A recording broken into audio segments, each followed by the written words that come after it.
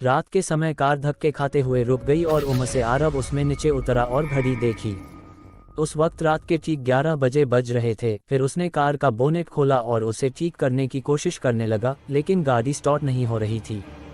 आरव ने मोबाइल से मदद मंगवानी चाहिए, पर उसमें नेटवर्क का नमो निशान नहीं था। फिर उसने गाड़ी की पिछली सीट पर सोई हुई अपनी पत्नी मिताली को आवाज दी, मिताली, अरे ओ मिताली, उठो जल्दी से, हमें आज की रात किसी गेस्ट हाउस या होटल में बितानी होगी, क्योंकि गाड़ी खराब हो गई है और अब मैकेनिक के बिना ठीक नहीं होगी। हमेशा की तरह मिताली नींद में ही बड़बड़ाते हुई उठी। आरव, तुमसे एक काम ढंग से नहीं होता। कब से बोल रही हूँ, ये तुम्हारी पुरानी खटारा बेचकर कम से कम एक सेकेंड हैंड कार ले लो। जवाब में आरव बोला, खरीद लेंगे माता रानी, अब अपना बैग उठाओ और चलो कहीं रात गुजारने का जुगाड़ करते हैं। फिर दोनों जंगल की कच्ची सड़क छोड़ के मेन हाईवे पर आ गए। उसी वक्त उन्हें जंगल में दूर कहीं से भेड़ियों के रोने की आवाजें आने लगी। वो भेड़ियों आवाजें उस काली रात को और भी डरावना बना रही थी। दोनों लगभग आधा घंटा चलते रहे, पर उन्हें ना कोई लिफ्ट मिली और ना कोई होटल। मिताली बोली, आरव, तुम्हारे बेवकूफ़ दोस्त मिंटू ने ये कौन से वीराने में फार्म हाउस खरीद रखा है। इस बात पर आरव कुछ कहता उससे पहले ही आसमान में जबरदस्त बिजली कड़की। उस आवाज से डरी हुई मिताली आरव के सीने से लिपट गई। उस वक्त आरव के चेहरे पर एक मुस्कान चमक गई थी। तेज बारिश के आसार नजर आने लगे थे। तभी चलते चलते बिजली की चमचमाती तेज रोशनी में उन्हें एक पुरानी हवेली दिखाई दी। वह दोनों तेजी से दौड़ते दौड़ते उस हवेली के नज़दीक पहुंचे। हवेली गेट पर उन्हें कोई वॉचमैन नजर नहीं आया, इसलिए वह दोनों गेट खोलकर हवेली के मुख्य दरवाजे के पास पहुंचे। दरवाजे पर डोर बेल के नाम पर एक पुरानी रस्सी किसी सांप की तरह लटक रही थी। उस रस्सी को आरव ने 2-3 बार खींचा, लेकिन अंदर से किसी भी घंटी की आवाज़ नहीं आई। फिर मिताली ने दरवाजे पर खटखटाने के लिए अपना हाथ आगे बढ़ा ही रही थी। उससे पहले ही अंदर से एक भारी आवाज़ आई, अंदर आ जाओ, दरवाज़ा खुला है। उन्हें दोनों को यह बात अजीब लगी, क्योंकि अंदर से किसी भी घंटी की आवाज़ नहीं आई थी और नहीं उन दोनों ने कोई आवाज़ की थी। फिर वह दोनों दरवाज़ा खोलकर अंदर गए। दरवाजे के ठीक सामने झूले पर बैठकर एक आदमी शाही अंदाज में सिगार पी रहा था। उन्हें देखते ही आरव बोला, सर, हम यहाँ से कुछ ही किलोमीटर दूर हमारे दोस्त का फार्म हाउस देखने जा रहे थे, पर बीच रास्ते में हमारी कार खराब हो गई और मदद बुलाने के लिए मोबाइल में नेटवर्क भी नहीं है। क्या हम आपके फ़ोन से एक कॉल कर सकते हैं। झूले पर बैठे उस आदमी के चेहरे पर कोई भाव नहीं था। उसने कहा, जरूर कीजिए, टेलीफोन ऊपर के आखिरी कमरे में है। आरव ने उन्हें पहले परिचय देना उचित समझा। उसने कहा, मेरा नाम आरव है और ये है मेरी पत्नी मिताली। जवाब में वह आदमी बोला, मेरा नाम दादा ठाकुर है, मैं इस हवेली का मालिक हूँ। आरव और मिताली हवेली की शान देखते ही रहे थे कि उनकी नज़र दादा ठाकुर के पीछे वाली दीवार की सबसे बड़ी फोटो फ्रेम पर पड़ी, जो खाली थी और पूरे घर में तस्वीरें ही तस्वीरें थी। उन सब में एक बात समान थी कि किसी भी तस्वीर में कोई भी हंस नहीं रहा था।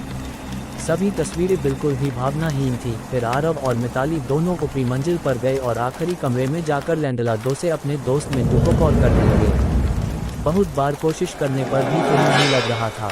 तभी मिताली की नज़र उस दीवार पर पड़ी। वहाँ और एक फ़ोटो फ्रेम टंगी थी, उसमें भी कोई तस्वीर नहीं थी, सिर्फ खाली फ्रेम। उन्हें यह बात थोड़ी अजीब लगी।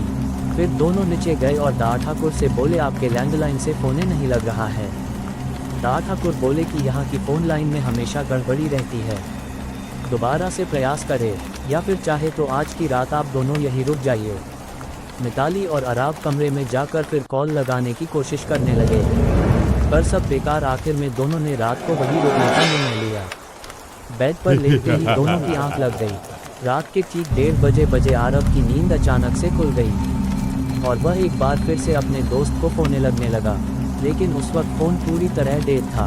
हाथ से फ़ोन नीचे रखते हुए आरव की नज़र दीवार पर गई और सामने का नज़ारा देखकर उसके चेहरे पर से हवाइयाँ उड़ गई, क्योंकि कुछ घंटों पहले देखी हुई खाली फ्रेम में अब उन दोनों की तस्वीर थी और उसके नीचे लिखी थी उनके मौत की तारीख। उसने मिताली को उठाया और उसे तस्वीर दिखाई।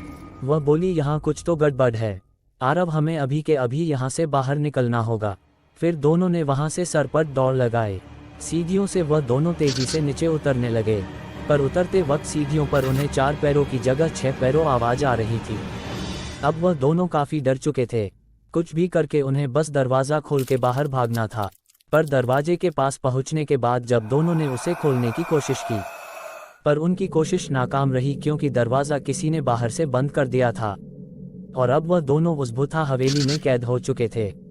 आरव और मिताली दरवाज़ा पिट रहे थे, मदद के लिए चिल्ला रहे थे। उसी वक्त बदकिस्मती से बिजली चली गई और मौत ने अंधेरे की चादर से सब कुछ ढक लिया और चारों तरफ शमशान का सन्नाटा फैल गया। मिताली अपने कांपते हाथों से मोबाइल टॉर्च चालू करने लगी। जैसे ही उसने टॉर्च चालू की कि उसकी रोशनी सबसे पहले सामने वाली उस बड़ी से फोटो फ्रेम पर पड़ी, जिसे फ्रेम को आते वक्त दोनों ने खाली बिना तस्वीर की देखा था। उस खाली फोटो फ्रेम में अब झूले पर बैठे दा ठाकुर की तस्वीर शैतानी मुस्कान दे रहे थे और अगले ही पल दा ठाकुर तस्वीर से घिरे घिरे गायब होने लगे और उसके नीचे रखा हुआ झूला बिना हवा के ही झूलने लगा। उस भयानक मंजर को देखकर मिताली की भीख भी बैठ गई और आरव बस बेसुध देखता ही रहा। कुछ ही पलों में मोबाइल भी स्विच ऑफ हो गया।